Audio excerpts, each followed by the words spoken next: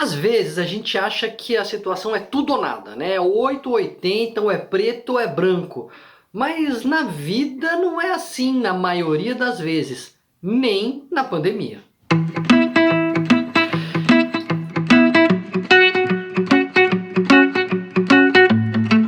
Nesse ambiente de polarização que a gente se encontra no Brasil e no mundo, que obviamente contaminou também a pandemia, as propostas de quarentena, de máscara, de vacina e etc., muitas vezes a gente fica com a sensação que as coisas são tudo ou nada.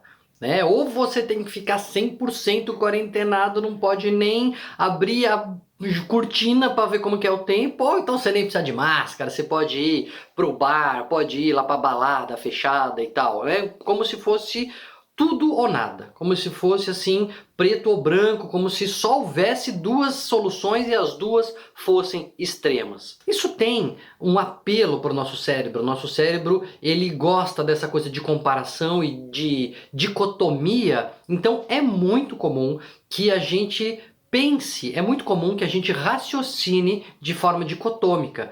E que também argumente de forma dicotômica, né? Por exemplo, você tá querendo, sei lá, ir pra praia. E aí você fala com a sua família. Gente, vamos pra praia. E aí as pessoas falam assim, ah, mas acho que eu não queria ir pra praia. Aí você fala, ah, mas você prefere o quê? Ficar fechado dentro de casa, sem acender nem a luz do quarto? Né? Como se fosse, se não for pra praia, você vai estar trancafiado dentro de casa. Não, tem caminhos do meio, né? Dá pra sair, pra ir pra outro lugar, enfim, dá pra fazer outros passeios. É até uma falácia argumentativa que se usa, né? Que é chamada de falsa dicotomia. Como se eu tivesse aqui tentando vender uma ideia, tentando que meu argumento ganhe, e aí eu apresento ele como contraponto a um outro argumento extremo e que ninguém quer. Então, já que ninguém quer aquele, só pode ser o meu, e a gente esquece que existem vários caminhos do meio. Isso aconteceu na pandemia e aconteceu especialmente com relação à quarentena, em que a gente via muito claramente a população dividida em dois grupos extremos. Então existia a religião da quarentena, que você não podia fazer absolutamente nada, e existia a ignorância total da quarentena, que você podia viver como se não existisse pandemia. E a gente esqueceu, indo para um extremo ou para o outro, que existem caminhos do meio. Existem caminhos do meio que, embora não sejam assim tão fáceis para a gente entender, eles podem ser muito mais úteis, podem ser mais factíveis, mais realizáveis, né? Mais realistas, e podem ser seguros o suficiente. Lógico que no começo ninguém sabia o que estava acontecendo e a quarentena era a saída extrema ali, porque, enfim, estava todo mundo perdido, né? Todo mundo atarantado, o que faz, o que não faz, que vírus que é esse, etc. Então a coisa estava crescendo e a gente vendo os países ali em situações calamitosas, então fecha todo mundo e vamos entender o que está acontecendo. Só que, obviamente, primeiro, a gente não se fechou direito no Brasil, né? A gente não fez uma quarentena para valer, e aí a gente não conseguiu derrubar o pico de infecções, a gente estabilizou e aí ficou naquele platô muito tempo, e por conta disso, essa situação foi se estendendo. Se estendendo, e as infecções não caíam, e a gente achava que não estava liberado, só que a percepção de risco começou a cair, como a gente já conversou aqui no canal sobre a percepção de risco, e as pessoas começaram a falar, não dá para ficar mais nessa situação, quarentenado, fechado, sem fazer nada por mais tempo, sendo que a minha sensação de risco está pequena. Então, já que eu não vou ficar nesse extremo do totalmente fechado, eu vou fazer o seguinte, eu vou viver como se a pandemia não existisse. A gente já poderia há algum tempo ter começado a fazer essa transição, em vez de falar fique em casa, não saia para nada, fique trancado, etc., a gente já poderia ter começado antes a falar o risco de cada atividade, os lugares mais perigosos, o tipo de comportamento mais associado à infecção, o tipo de comportamento menos associado à infecção, lugares mais seguros, lugares menos seguros, passando para as pessoas informação de qualidade para que elas pudessem decidir um pouco mais livremente sobre que comportamento adotar. Isso parece uma grande novidade, fala, nossa Daniel, da onde você tirou isso? Tal, não é uma ideia minha, não é grande novidade nenhuma, isso se chama redução de danos. Tem muito comportamento que a gente não consegue banir que a gente não consegue impedir as pessoas de cometerem esses comportamentos, de adotarem essas posturas e essas atitudes, mesmo que as pessoas saibam que são posturas perigosas, que são comportamentos de risco. A gente viu isso em N exemplos, a gente viu isso muito claramente, muito fortemente, décadas atrás com a AIDS.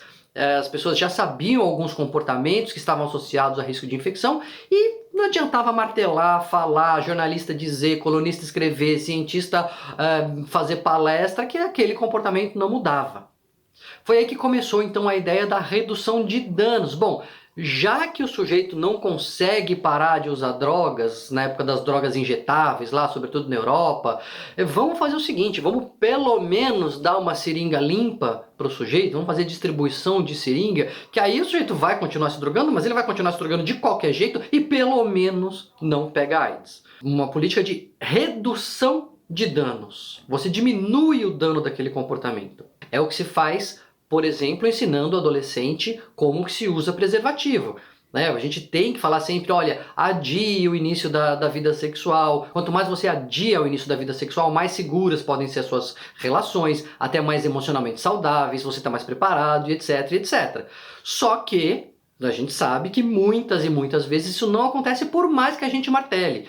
E aí cai a ficha, uma hora cai a ficha, que não adianta ficar martelando, que não é falta de insistir, que não é falta de martelar. É que uma parcela grande da população não vai ter esse comportamento que a gente imagina que seja o comportamento-alvo. Então, já que não vai, por mais que a gente martele, então vamos reduzir o dano? Vamos distribuir preservativo grátis, vamos ensinar as pessoas a usar, vamos fazer disso uma nova cultura?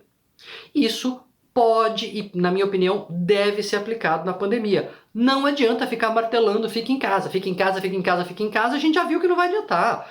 Basta ver foto de praia, foto de shopping. As pessoas não vão mais ficar em casa, as pessoas nunca ficaram direito e não vão ficar, e não é falta de insistência. Eu vejo, às vezes, uns formadores de opinião, jornalista, divulgador, falando, não, mas veja, deixa eu relembrar, deixa eu insistir, deixa eu mostrar mais um dado. As pessoas já sabem.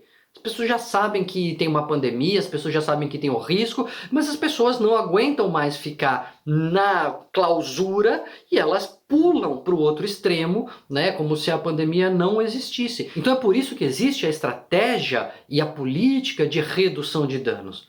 É assim, bom, a gente já sabe que vai sair, a gente já sabe que as pessoas vão sair. Então vamos lembrar e insistir, por exemplo, no perigo da ausência de ventilação.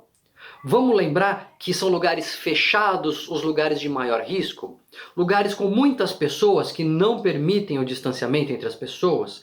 Se o lugar tem muita gente, então ele tem que ser muito grande para as pessoas continuarem de alguma maneira distantes? Vamos lembrar que é importante usar máscara? Se você vai encontrar as pessoas, põe a máscara, põe a máscara, põe a máscara. Isso pode, lógico que a máscara também foi politizada, a máscara também entrou um pouco nessa estratégia da polarização, mas é mais fácil você mudar uma cultura a ponto de que as pessoas tenham hábito de usar máscara do que você criar uma cultura que as pessoas vão ficar em casa.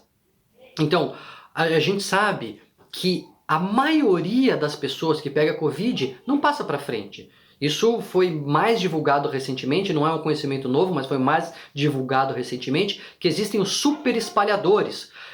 São poucas pessoas que espalham para muita gente. Isso é igual fake news.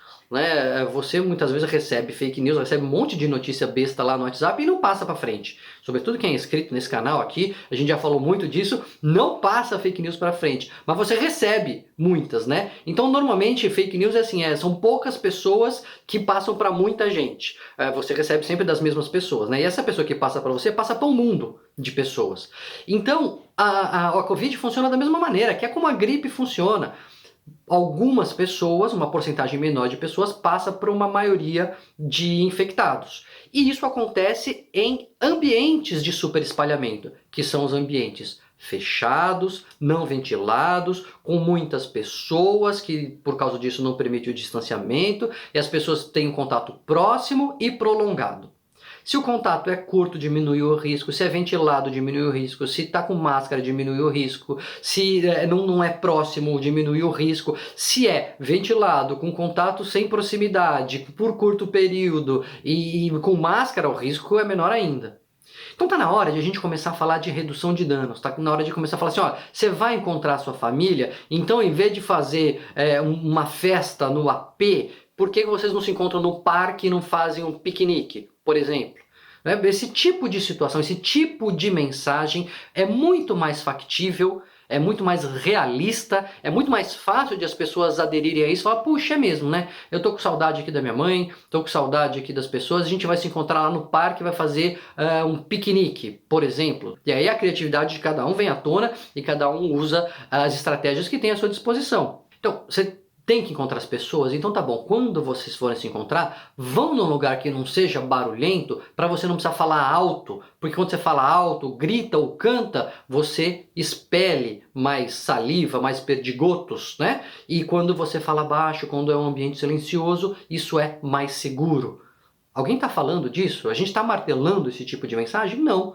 É hora de a gente começar a dar instrumentos, dar informações para que as pessoas possam assumir um pouco mais a responsabilidade e não ir de um extremo de fique em casa e não saia para o outro extremo de tá tudo liberado, acabou a pandemia.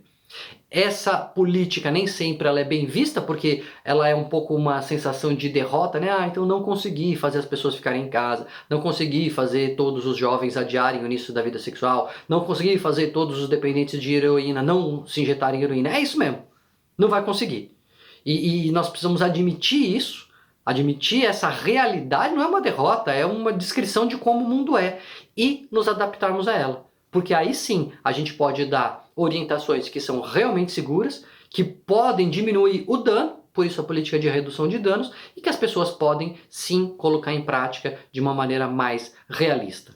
Então vamos sair dessa dicotomia, dessa falsa dicotomia, ou tudo ou nada. Ou fica totalmente trancado, ou sai para a rua como se não tivesse problema nenhum, e vamos buscar informações de qualidade para que a gente possa fazer uma política de redução de danos, retomando a vida aos poucos, e aí podendo vencer devagarzinho essa pandemia. Lembrando também de se inscrever aqui no canal, né, de clicar aí nos alertas para saber quando tem vídeo novo, e se você gostou, deixar o seu like aí no vídeo, divulgar essa informação. Eu sei que você não passa fake news para frente, porque você é inscrito aqui no canal, mas isso não é fake news. Então passa para os seus grupos aí, divulga essa informação e vamos criar uma cultura diferente para a gente avançar até que essa pandemia passe, porque vai passar.